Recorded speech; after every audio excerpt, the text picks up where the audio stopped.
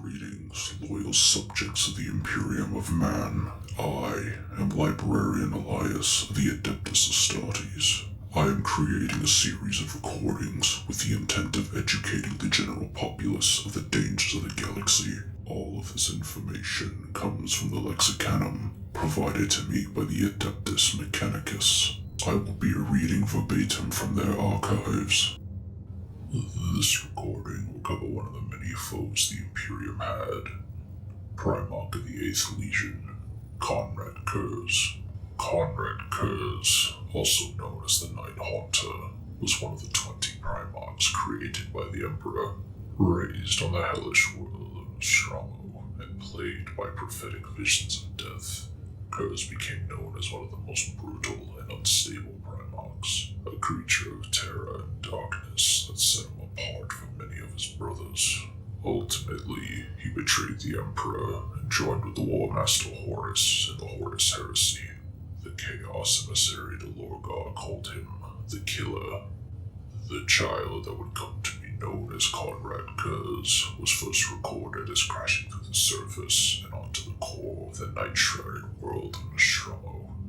The crust of Nostramo bore high quantities of the mineral adamantium, which provided the basis of the planet's immense mining and purifying industries. The vast majority of the planet's population lived in abject poverty, toiling in the mines while the rich grew in affluence, exploiting the already downtrodden workers. Crime ran mostly unchecked, depression was inescapable, and overpopulation was kept in check more than by any other measure. Unlike many of the other Primarchs, Konrad Curze was not taken in by any family and was left to raise himself. He spent his early life surviving off of his wits and determination, feeding himself by hunting the feral animals that roamed through the vast city of Nostramo Quintus. He was continually plagued by visions of the darkest possible future, horrifyingly potent waking dreams that would curse him throughout his life. During his short youth, Curze was pitched into a destructive cycle of persecution and murder, focusing on the criminal elements of Nostramo's society. His vigilante actions began small, intervening when he witnessed something he believed to be wrong, but rapidly escalating into hunting down those he believed had committed transgressions. At first, several people prominent within the city's corrupt hierarchy disappeared. Leaders of the most vocal oppression to the status quo vanished in similar circumstances. Bodies of known criminals began to appear, gutted like fish by some cruel assailant. Officials were found hung from high windows. Body parts blocked stormwater drains. Many of the corpses found were so horribly beaten by their assailant that identification was impossible. Within the year, the crime rate of Nostramo Quintus fell to near zero. Society underwent massive changes, most notable of which was the self-imposed curfew that came into being. Mothers began to threaten children that if they continued to misbehave, the Night Haunter would come for them.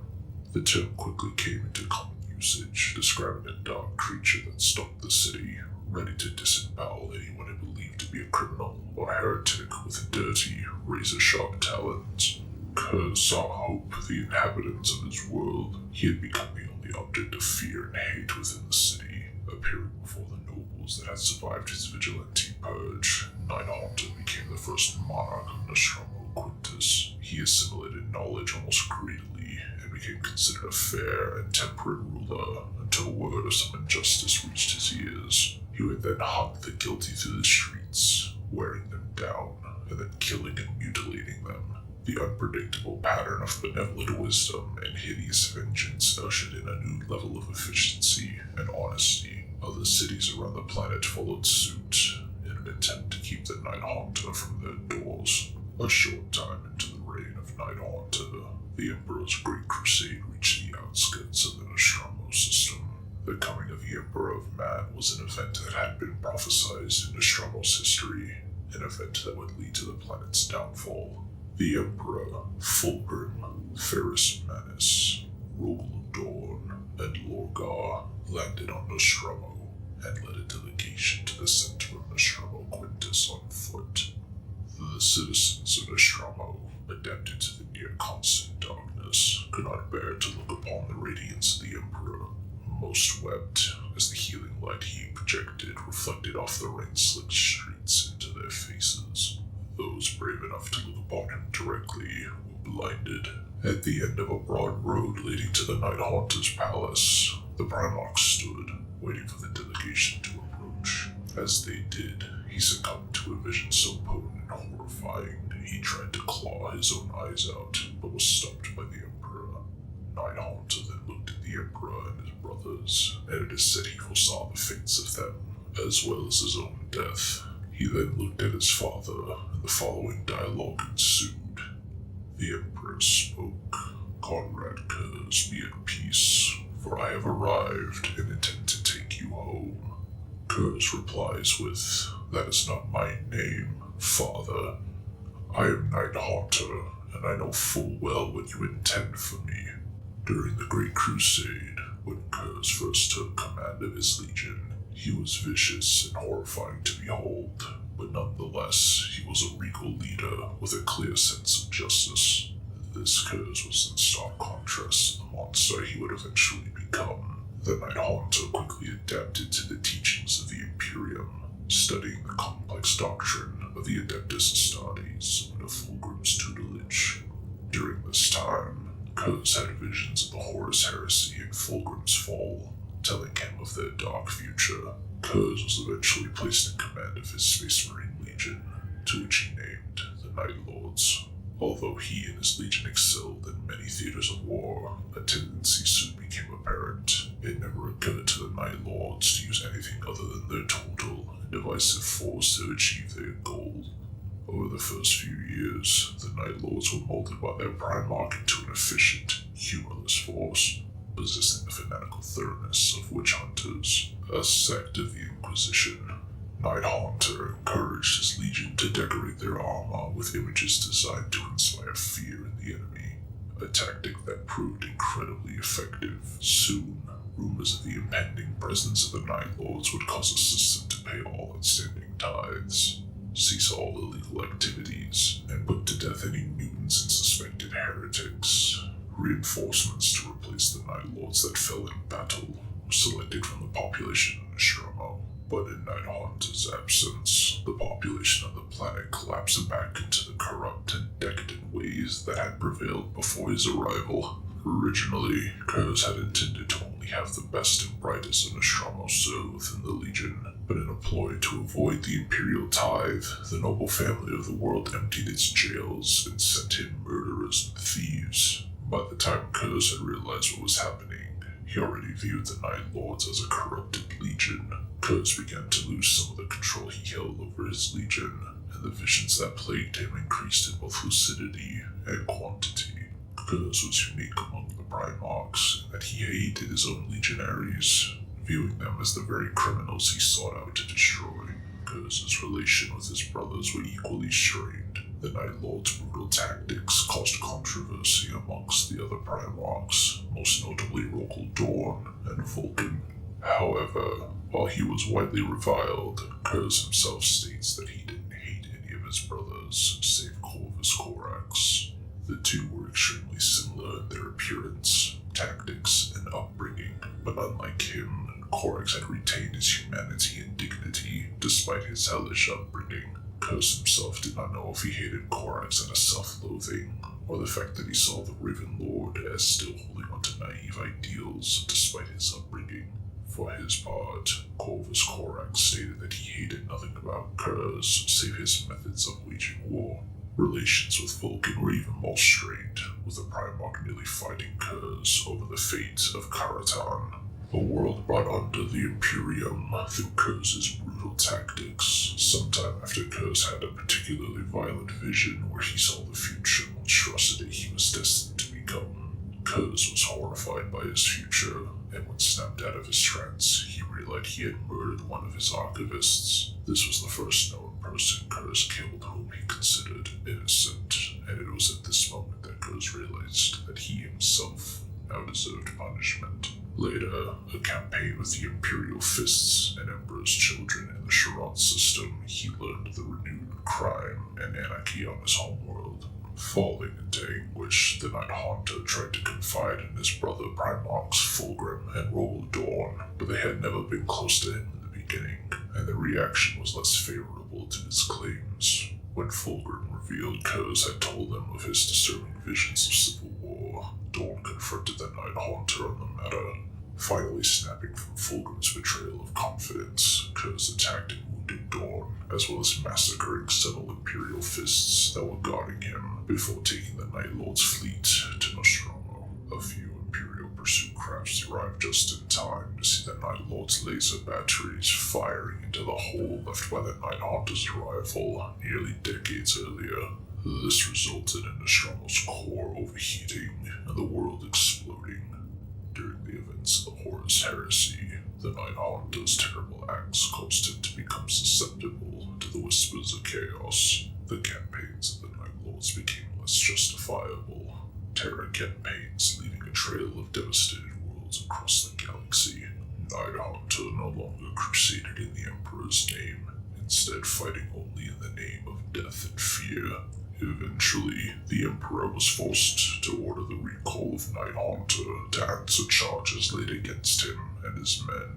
But before the Night Lords reached Terra, a new crisis erupted. When the Horus Heresy broke out, Night Haunter was quick to swear his legion to the forces of War Master Horus. Curze revealed his treachery during the Drop Site Massacre, launching his legion against the loyalist forces of the Raven Guard, Salamanders, and Iron Hands. During the battle, Curze and Lorgar battled against Corvus Corax. After the massacre, Curze captured Vulcan, but found that the perpetual Primarch could not be killed despite his best efforts. After unleashing every torment imaginable on Vulcan, the Salamander's Primarch was eventually able to escape Curze's clutches. 2 years after the Drop Site Massacre, Curze engaged Lionel Johnson in a series of hit-and-run battles all over the Thramas sector.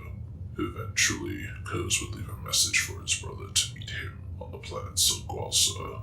Here, he would reveal some prophecy to Lion regarding the fate of his Dark Angels. Afterwards, a fight would ensue between the two Primarchs and their respective troops. Eventually, Curze would slash the Lion's throat, and the Dark Angel Corswain would stab the Night Haunter in the back. Both legions retreated, with the next encounter between the two brothers would begin when the Dark Angels ambushed the Night Lords and would end in the Lion dealing Curze 11 identifiable wounds that were instantly fatal to Astartes.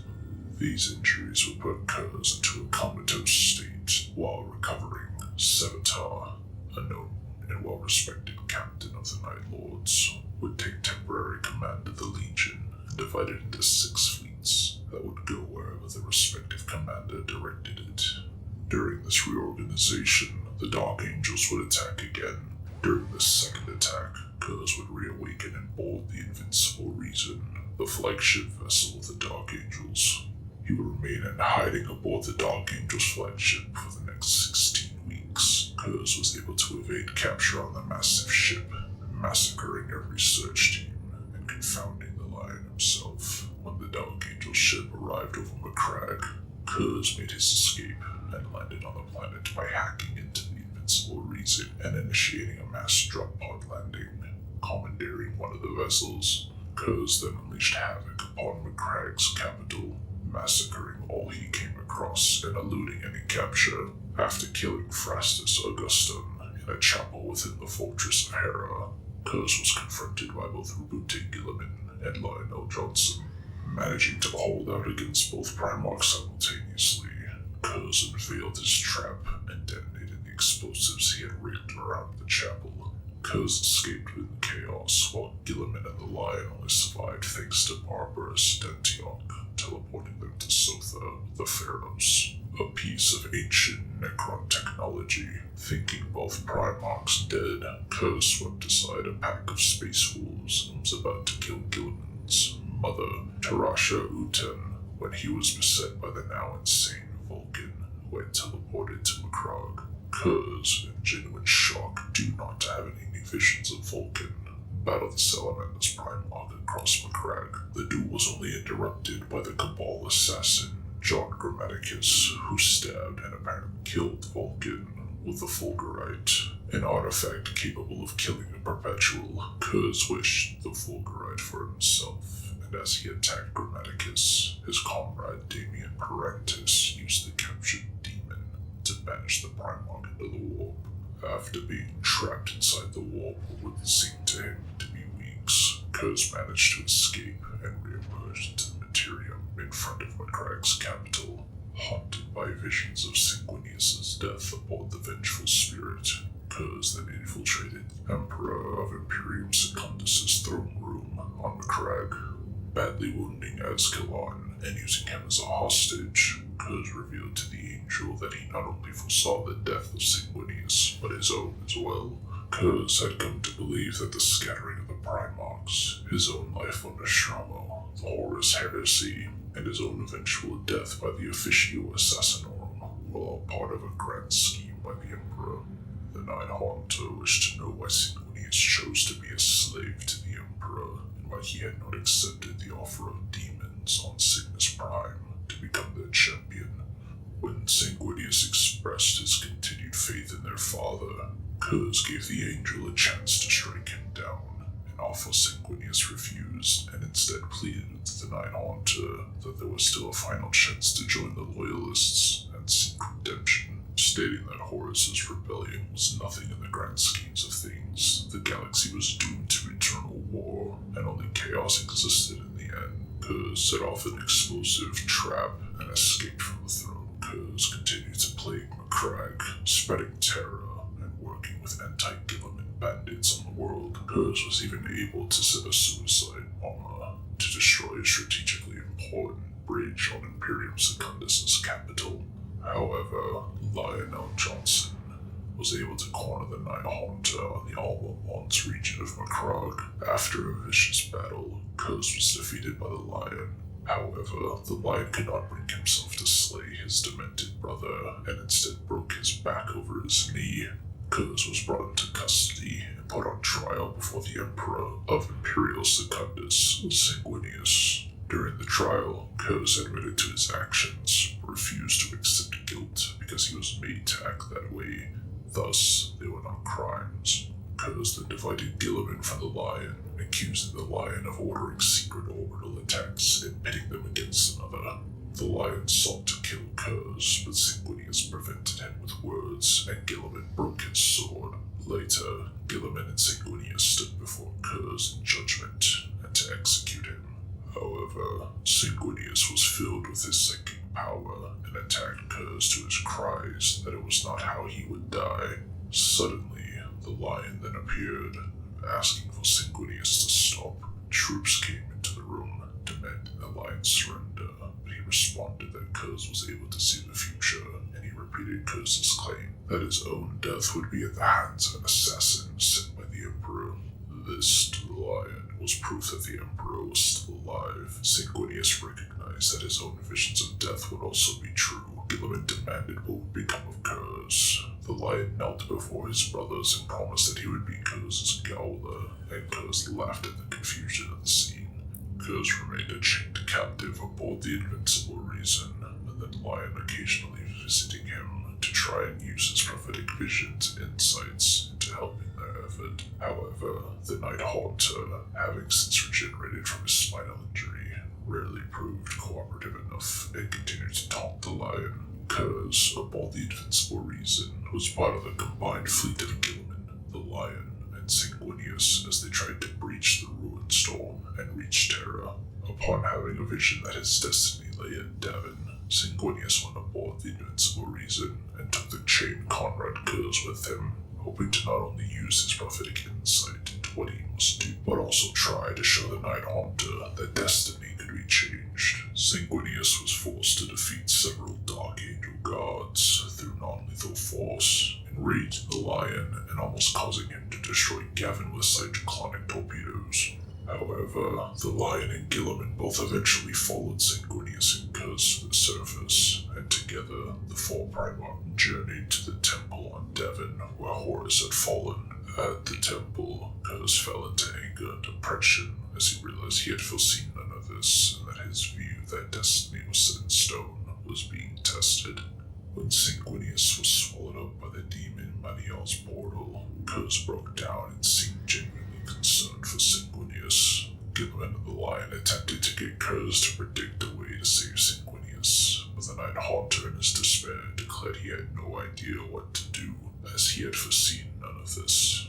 As demons erupted across Devon, Curze was dragged back aboard the Invincible Reason. Following the battle, a way to Terra was clear, but blockaded by the fleets of Horus. Gilliman and the Lion agreed to distract the blockade, while Sanguinius and the Blood Angels raced to Terra, as was their destiny. Sanguinius took custody of Curze and brought him aboard the Red Tier, declaring that he would face the Emperor's judgment. However, once aboard the vessel, Sanguinius put Curze in a stasis coffin, and said just as he was about to meet his destiny on Terra, so must Curze follow his foreseen path.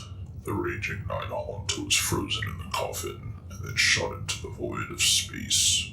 Within his stasis capsule, Curze floated through the void of space for the rest of the heresy, eventually being discovered in the human salvage ship, Sheldrune, several years after it had ended.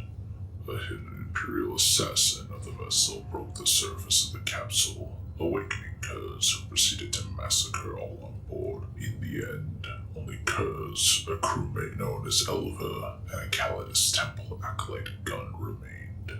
Gunn was able to alert his temple to Curze's general location on the galaxy before meeting his end, while Elva was taken by Curze as a slave to navigate the Sheldrune. As the ship lacked a warp drive, the trip to Curze's intended destination, Sequelsa, would take 4 years. During that time, Curze tormented Elva while also instructing the slave in his philosophies. After years of travel, the duo arrived at Sequelsa and rendezvoused with the Night Lord's force under Talos Velcorin. However, Elva saw a glimpse into Curze's mind, coming to the realization that the Night Haunter in fact had doubts regarding his vision and beliefs. To keep the secret safe, Curze had the Night Lords dispose the slave. On Sequelsa, Curze was able to rejoin his legion. After the invasion of Terra, the Night Lords did not splinter and flee like the rest of the traitor legions. Instead, they continued to attack the Imperium. However, their tactics seemed to change, betraying a self-destructive desperation. The Night Haunter himself was gradually losing his sanity and sense of purpose that had earned him the respect of his legion, and in his last days would frequently erupt into fits of violence, incoherency, and sadism. Many, such as Scimitar, became disheartened at what their Primarch had become, just as was foreseen. The Emperor himself, wishing to disband the Night Lords forever, dispatched half of the Calidus Temple of Assassins to turn in the renegade Primarch. Konrad Curze was eventually killed, assassinated by the Calidus Shen. He fully knew when he would be slain down to the anointed hour, and in the time before his death, he conversed with a corpse statue that he addressed as the Emperor. Surprisingly, the corpse spoke back, and the Emperor apparently assured Curze that his insanity was never his fault, and he had acted as intended until chaos interfered. Curze broke down when the Emperor questioned his belief that fate was predetermined, stating that he himself had chosen this path. He tore the corpse puppet to pieces, and it is unclear if it was actually the Emperor speaking to him, or a mere hallucination. Thereafter, he completed his memoirs, known as The Dark, hiding the book away within his fortress. Later that night, it is believed the assassin Shen was allowed to infiltrate his palace on Sequelsa, as she encountered no guards between herself and his throne room. Confronted with her, he simply said, "Your presence does not surprise me, assassin.